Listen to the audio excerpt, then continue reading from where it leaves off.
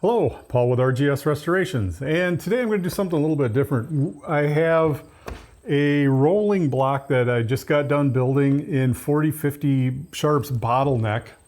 Now this was just a military action that I thinned down, octagoned the top, did the facet. I'll get some closer pictures of it, stocked it. And it was just from an action that I had laying around, and I did some trading and ended up with a 40 caliber barrel. That was a newer Green Mountain barrel on here, and I thought, well, I'm going to build something that's a little bit different. So anyway, this is the rifle. It was just a military action rolling block in 4050 Bottleneck, and there's not very much online data or anything like that, and I generally don't like shooting black powder out of these old things. Not that there's anything wrong with it, I just prefer smokeless. So I thought I'll try a couple different loads today, and I haven't really shot this thing, so I hope it's sighted in. I'll do a quick bore sight on it, make sure it's sighted in, and we'll see what we can get at 100 yards with this. Yeah, I think our first load I'm going to try is just some Trail Boss loads, and I believe that worked out to 11 grains of Trail Boss under a Lyman 400 grain 40 caliber bullet. So I think they're sized at 410, and the groove on this measures like 409. So I'm a thousandths over with about a Brunel of 8, and I'll get a little bit closer up of the bullet as well. And they're just seated out to about touching, just starting to touch the lands. And the bullet is definitely in the rifling, but I haven't tested this at all, so I don't know where we're going to be. Hopefully we'll get some accuracy that's respectable. I don't know. These are just two loads picked out at random. So without any delay, let's see what we do actually get out of this.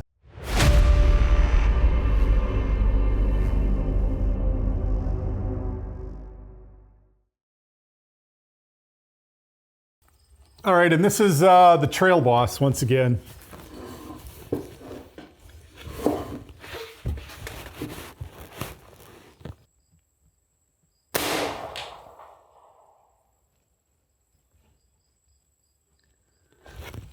Very low, about 9 inches to come up. Okay, and that chrono says we came out of there at 883.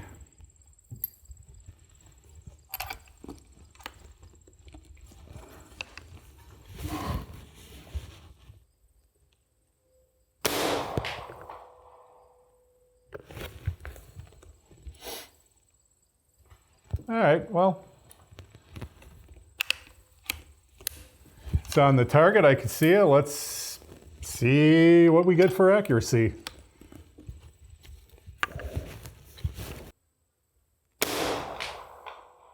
And I pulled that. That was on me.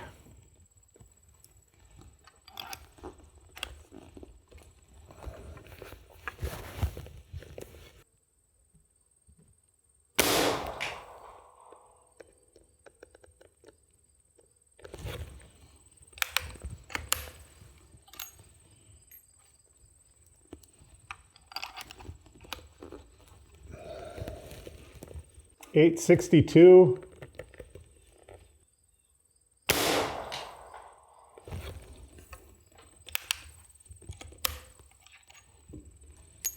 $842.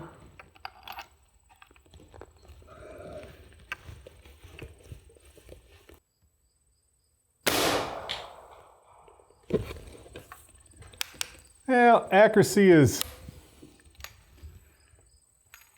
kind of all over.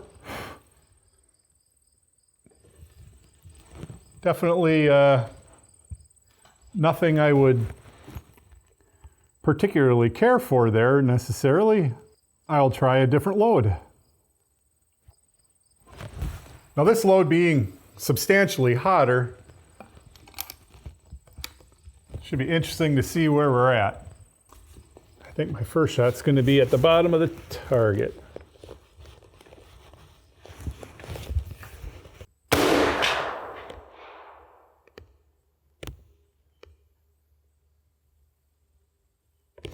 Well, that definitely has a little more authority to it. And I see where that is.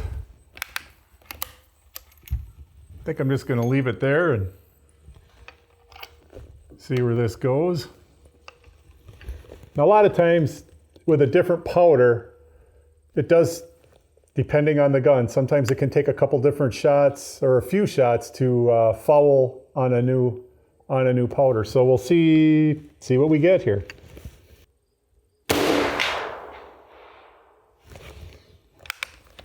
And these are coming out, that last shot was 1337.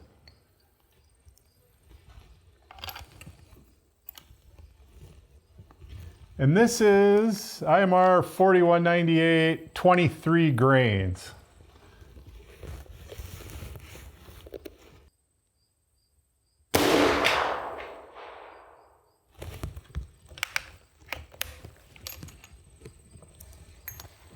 $13.08.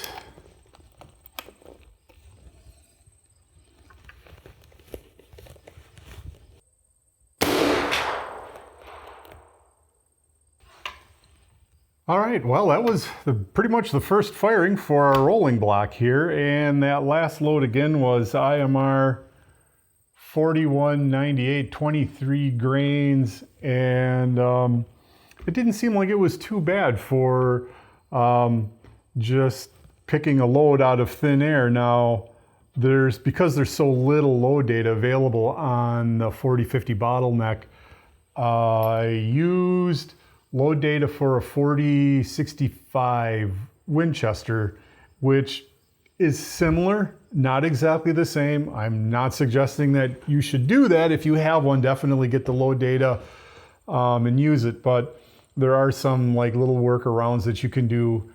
This is showing absolutely no signs of pressure with 4198, which has kind of been my experience with a lot of 4198. Works really well. Unfortunately, as of making this video right now, 4198 has been on the tough to get list. So if you have a bunch of it, that's great. I unfortunately am starting to run a little low, so I'm getting nervous.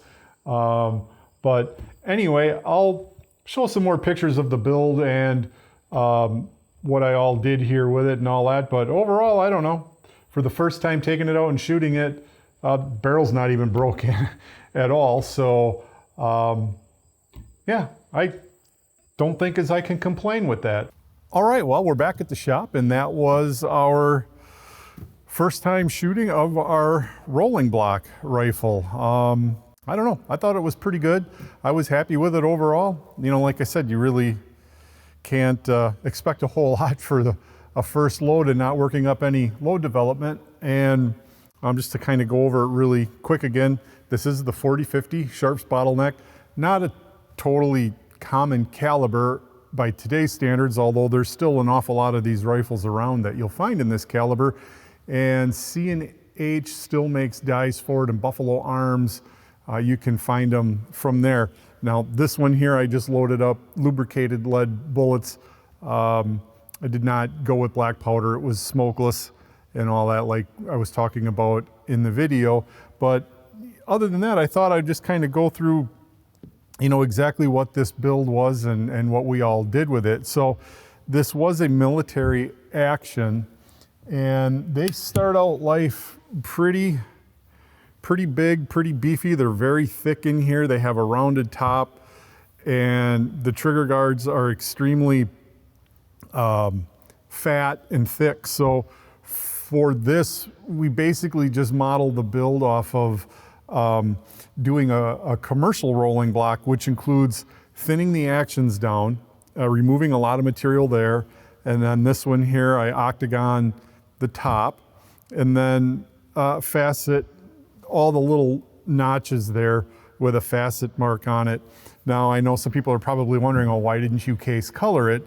You know, rolling blocks were case colored. Well, we case color a lot of stuff, and the reality is, I wanted something a little different. So I thought it would be neat to just do this one in satin rounded portions and high gloss on the sides, which there'll be some pictures in there showing it. And again, it was just, you know, for having something a little bit different. than what you constantly always see, and for no other reason than that. I just like the Carbonia blue, and then we did the rust blue on the barrel. I was in kind of a self-imposed time crunch on this to get this done in time. I would have fire blued like the pins and the small parts, and I may still do that for this at the time. But yeah, basically it started out life as a military action that looks like that. Now, for this particular project, what I did also is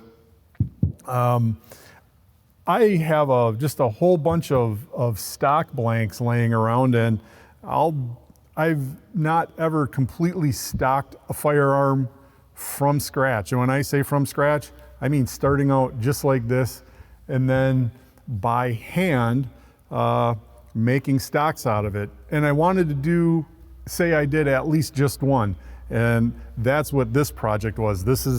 These were the two other blanks that I have selected that I didn't use. I used those, but this is exactly how that lumber, those stocks started out as just giant chunks of wood.